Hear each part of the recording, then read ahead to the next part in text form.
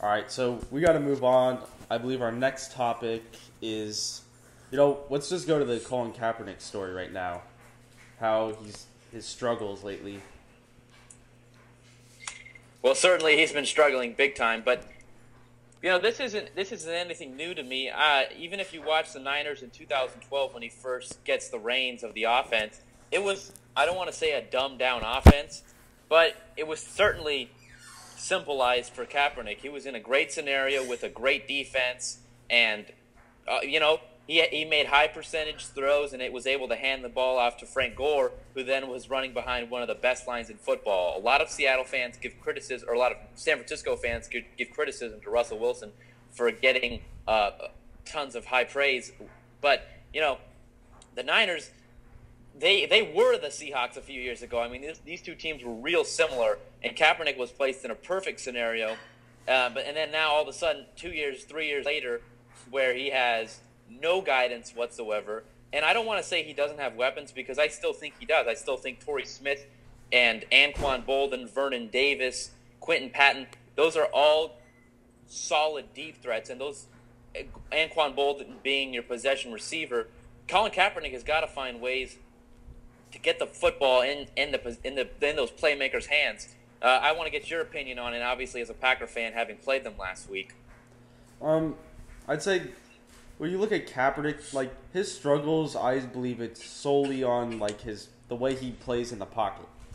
You watch him in the pocket, he cannot read a rush at all.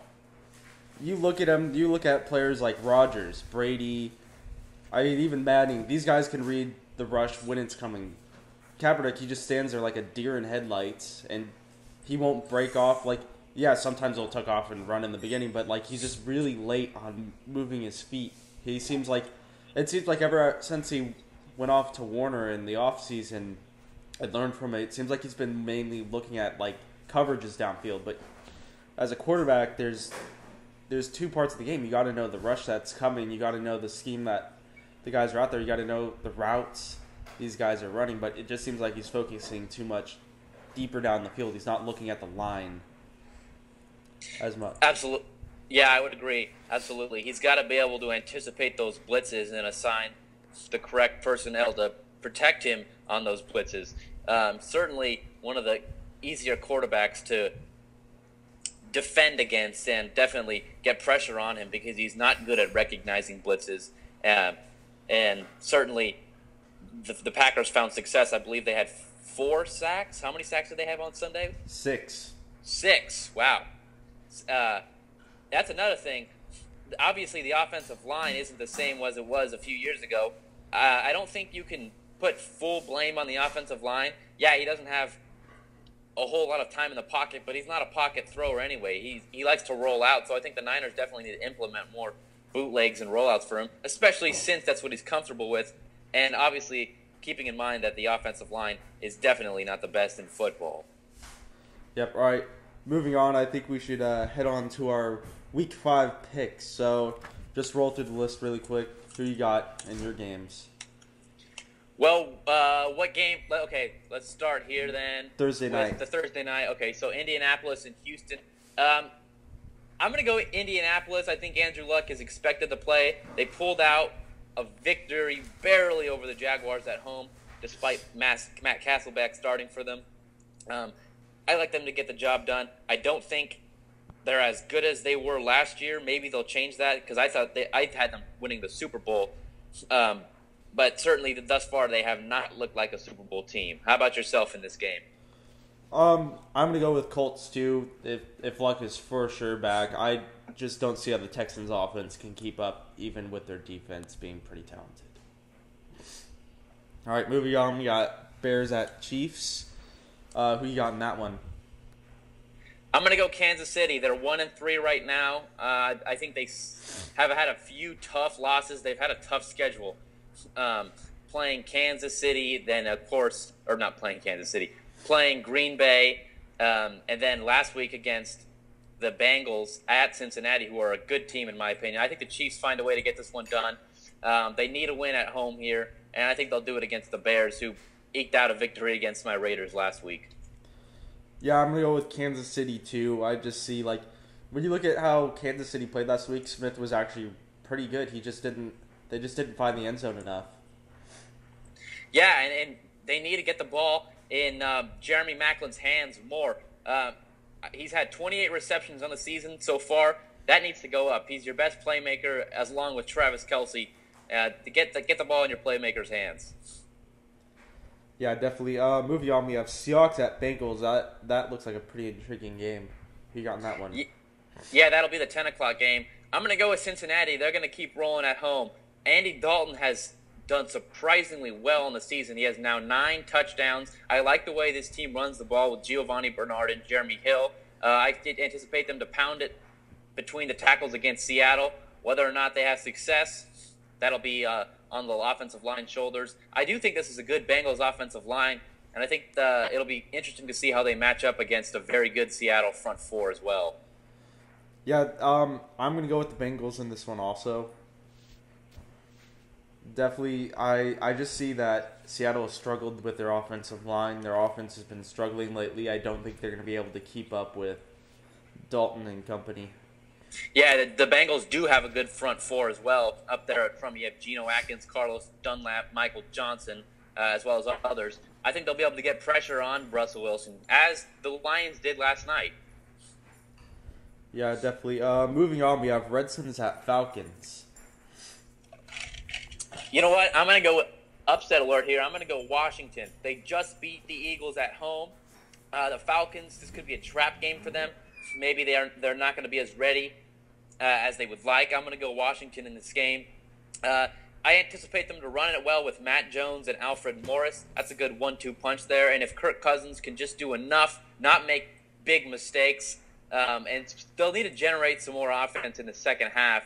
He got lucky against the Eagles. They had that long 90-yard drive to win in right before at the end of regulation. So I'm going to go Washington here with the upset alert.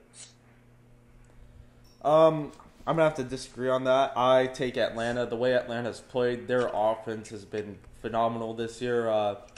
What's his name? Freeman, the running back, has emerged as one of the bright spots of that team. He looks to be one of the best running backs in the NFL this year, I think.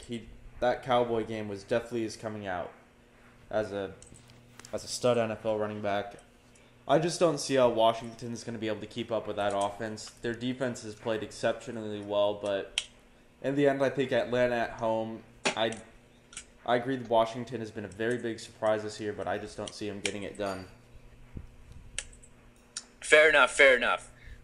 Jacksonville and Tampa Bay next.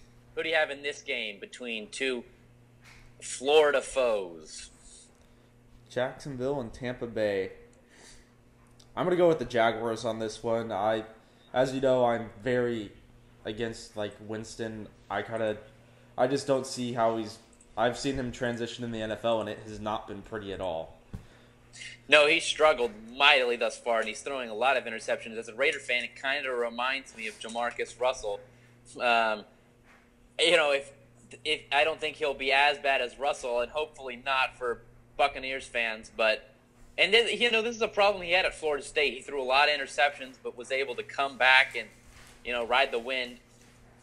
I'm going to go Jacksonville here, too. I think Jacksonville, they're playing better football. They're not as bad as they were last year, as I mentioned earlier. They almost beat the Colts in Indianapolis. They needed that game. They're only scoring 15 points a game, but I don't think Tampa Bay is scoring many more either. I'm going to go Jacksonville in this game. Yeah. Also, did you hear about what was it? Who's that young Panthers cornerback?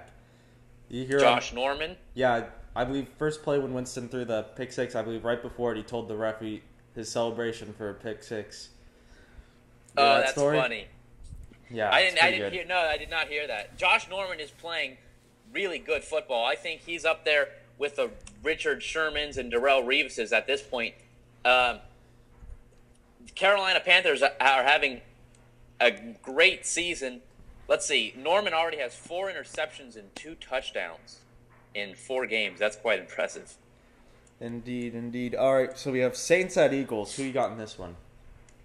Got to go Philly at home. The Eagles are on a low, and the Saints are riding a high, but I think the Eagles find a way to get this done. I really thought this would be one of the better games I had it marked on my calendar prior to the season beginning, but now this is 2-1-3 teams. I think the Eagles have got to get this game under their belt. The division is still open. As for the Saints, well, you have the Falcons 4-0 and the Panthers 4-0. Doors closing for them. But I think the Eagles find a way to get this done in desperation. They got to be able to run the football better. And they got to design runs for DeMarco Murray that fit his style of running, which is downhill and not running vertically sideline to sideline in Chip Kelly's offense. I don't even think this is the guy they should have brought in and paid him that money. I thought LaShawn McCoy fit the scheme better, but Chip Kelly was stingy and wanted to bring in his own guys.